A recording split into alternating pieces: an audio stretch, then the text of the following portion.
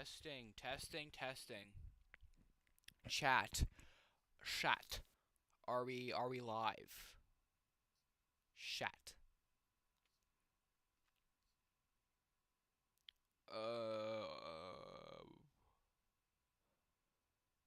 uh, uh, I'm a little confused.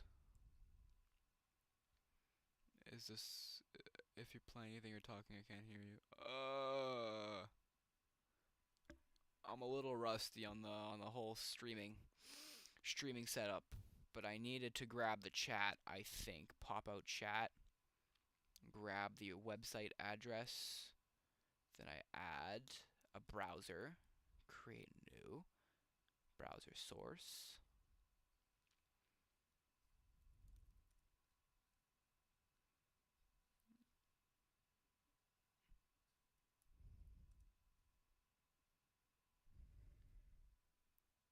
I know my stream is very behind. That's the downside of streaming on YouTube, is that stream is very behind.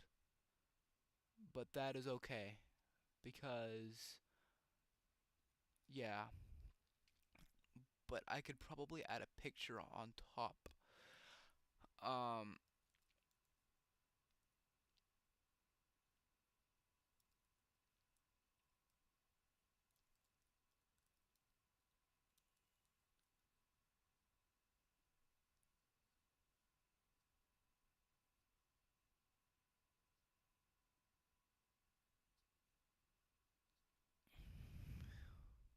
the songs I'm making is in 7.4. That is dope. It might also not be delayed. I'm also just a little slow mentally.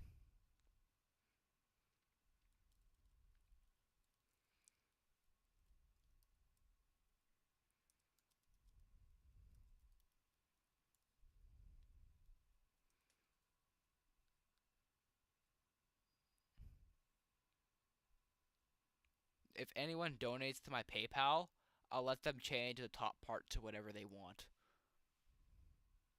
Just buy my album on Bandcamp. What am I? Oh, I thought that was something else. I need my phone for live chat. No, this is a track analysis. I'm showing how the absolute master of his class develops a track using the Amen break. So I just gotta open the live chat on my phone. Um, I'm a little slow today. Perfect. Okay. Oh, nice.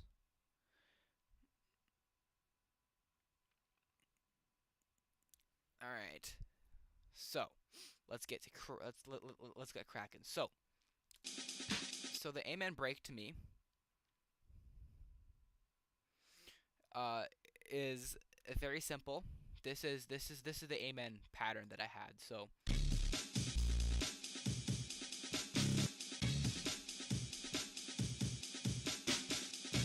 I started off with this little pattern right here. So this is the little pattern that I actually had started off with right here. So it's very simple, just kind of a 5 in a row pattern as I kind of scrambled it up and I added some little glitches and stuff. But the thing that actually I find the best for when it comes to like making a drum pattern like this is that um it's very important that you actually pan your amen break because you have to it adds an extra set of depth. So the opening bit of the song starts off with this very simple like 2/4 pattern.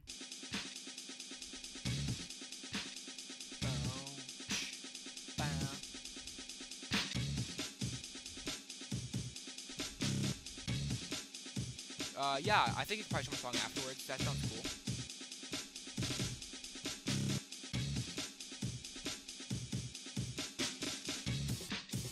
And then of course, so that was kind of the first part. So what I done too is that I actually sampled the bass of the song from another one of my songs because I figured it sounded really cool. So I added this cool little thing to add a bit of accent because I find with a lot of those deep notes it kind of conflates with the kick. So I decided to add a very deep bass. So that's cranked so loud it is side chaining, because the way like audio works, right? Frequencies and stuff, that when you put a compressor on it, it only allows a certain amount of frequency to get through before it clips off. But if you manage to crank that really freaking high, then you're able to have it clip. So, which is really dope. So you have this very cool, very buzzy, very compressed sounding bass, which I think sounds really good. The song. So.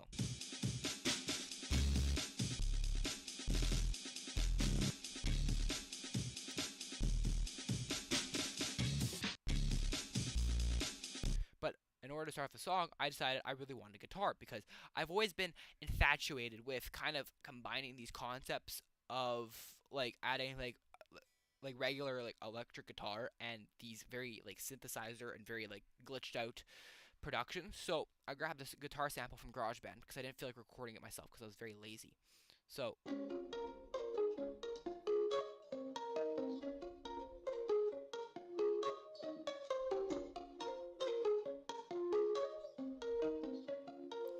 I was actually very inspired by Justin Bieber's song Yukon, which has a pitched up guitar sample, but I figured I really wanted to have some strength, so I took the exact same, kind of the same thing, and I sampled it, I think 5 semitones lower, so. Because fifths in music is just the secret sauce. For most music, it's fifths. So, this is a fifth harmony right now.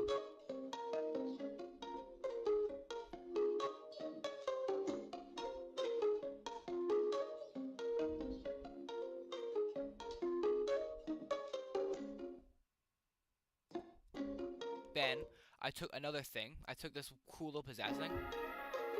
Then I took this guitar sample right here. This has just got a bunch of effects on it. This is the original. Put a compressor, saturated the sound, all that kind of stuff. That way, it adds it, and then when you add.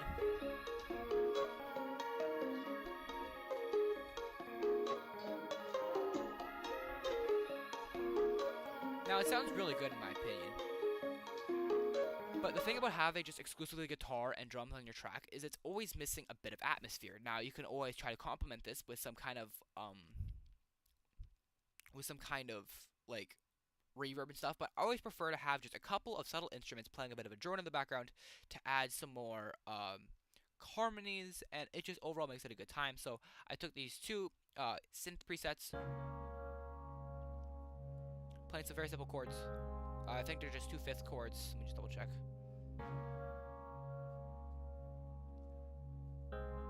It's going to be a B flat minor, an A flat, very fifthsies, just nothing too crazy. Again, when it comes to your background stuff, you actually don't want to pay much attention to it because it's just there just for an extra bit of like atmosphere. Then, as a bit of a counter melody, I wrote this quick little piano riff.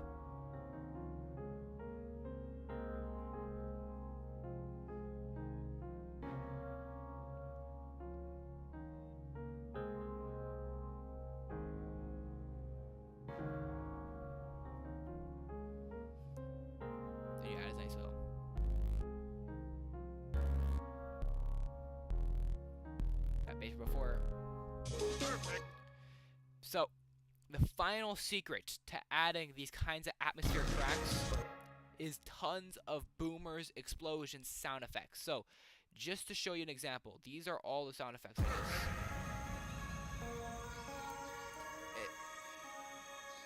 This is all just like sound effects, because when people can hear the kind of reverb and that kind of stuff, it kind of incites a bit of a cool response and stuff. So you can see right here, I got the Minecraft fireworks sound effect over here. I have the Street Fighter Perfect. All that stuff is just super important to add an aliveness to this track. Perfect.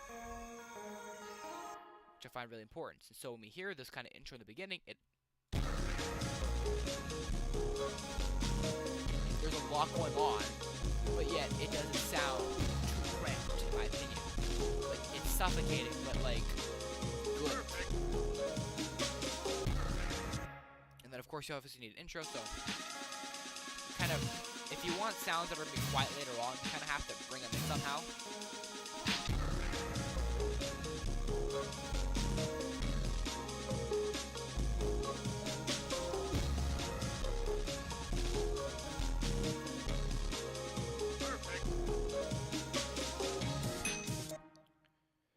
right, yeah, I just got it. Thank you. Okay, so now, in order to bring some atmosphere to the track, we can do something. We can slice it up, which is exactly what I did here. So, this is where the drum break changes to add a little bit of atmosphere. Just a little bit of changes, and like adding more pitch effects, because I find that adding some more pitch effects always brings some stuff in. But now we have to chop up the guitars. So.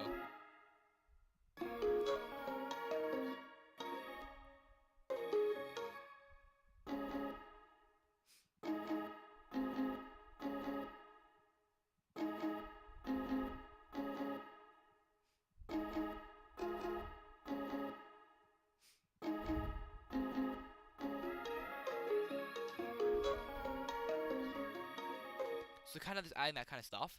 That way you're able to let some of the other instruments breathe. So in this case, I wrote this little like just held down a single note and then added these three things. So.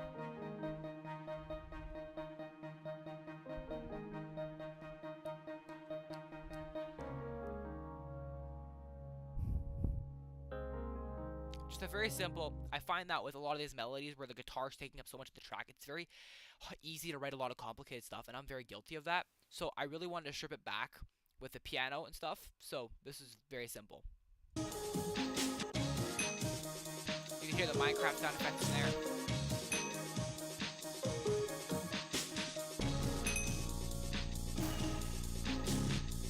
And just a very simple sub bass on it, just a descending melody.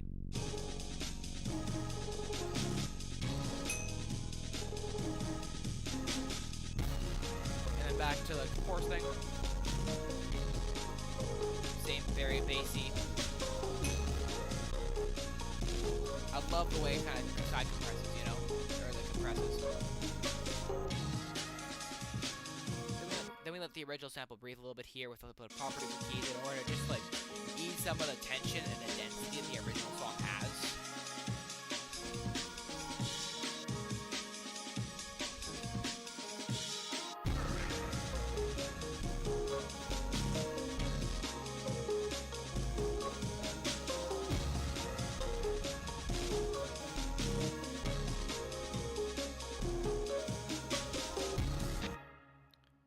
And then I think another thing that I forgot to mention. Oh, maybe I got rid of it. Oh, that's why. I think I forgot to save the original track. That's why it does this. Okay. That's right. I think I did forget to save the original track. Oops. So I'm gonna put the minute and 45-second version here.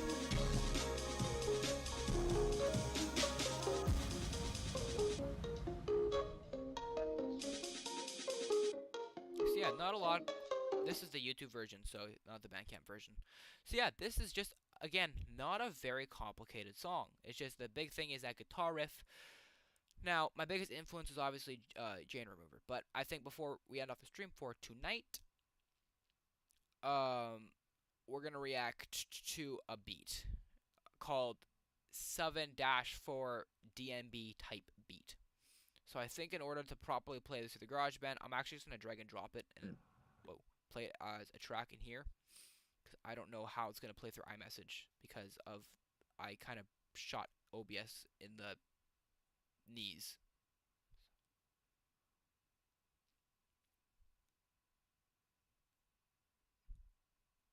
There it is. Okay.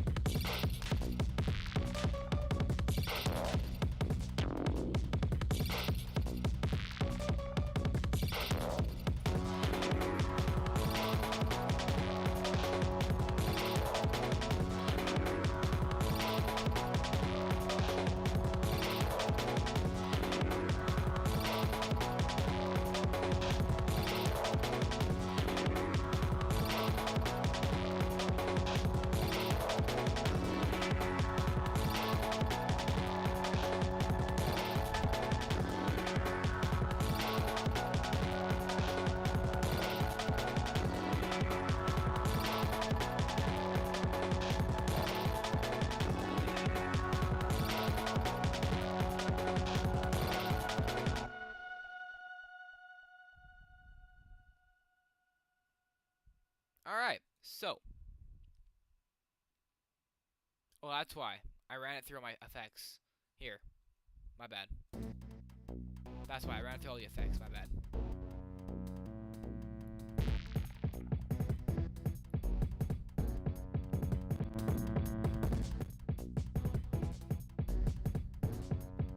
Watch this.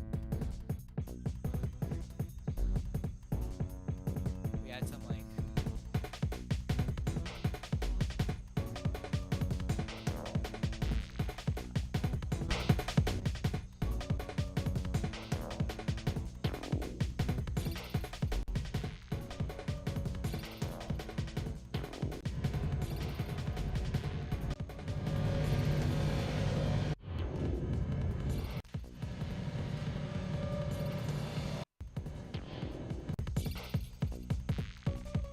Yeah, not bad. I would say like my only thing is try to find if you can find a lower kick drum that could have like a lower bass response. Because I think if I look at the EQ here, I'm just gonna run through an analyzer.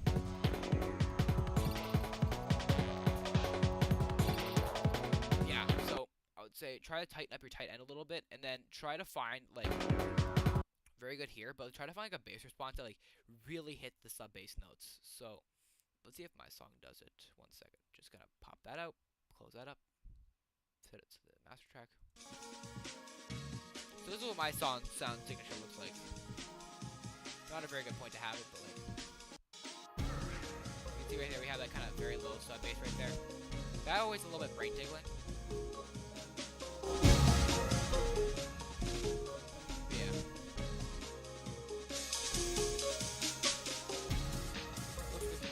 I think your track got a lot of potential. Good stuff, Amy. But yeah.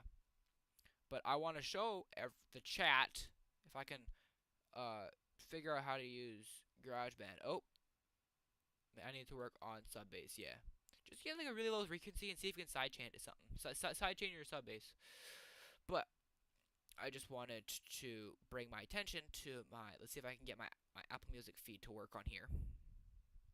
Wow, look at that. Now if I play something quickly, theoretically.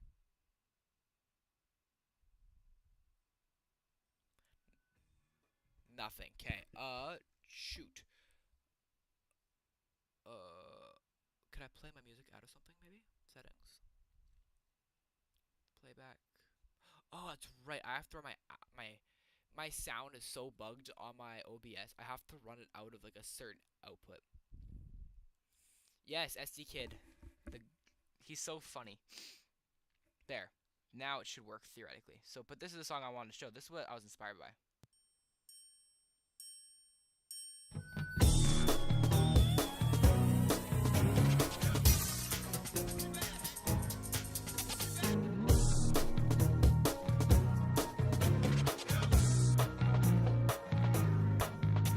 That's my Beatles playlist. Ladies and gentlemen, this is my Beatles playlist.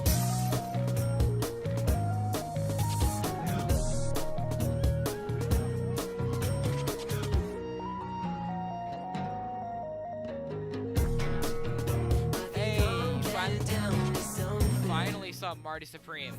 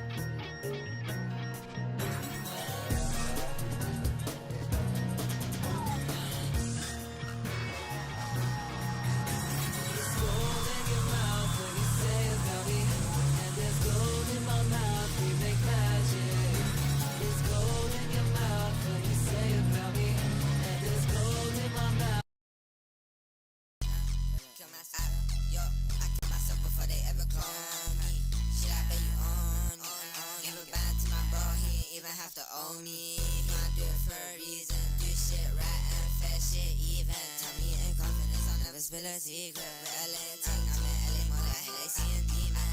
Bass bustin' in the club and the car does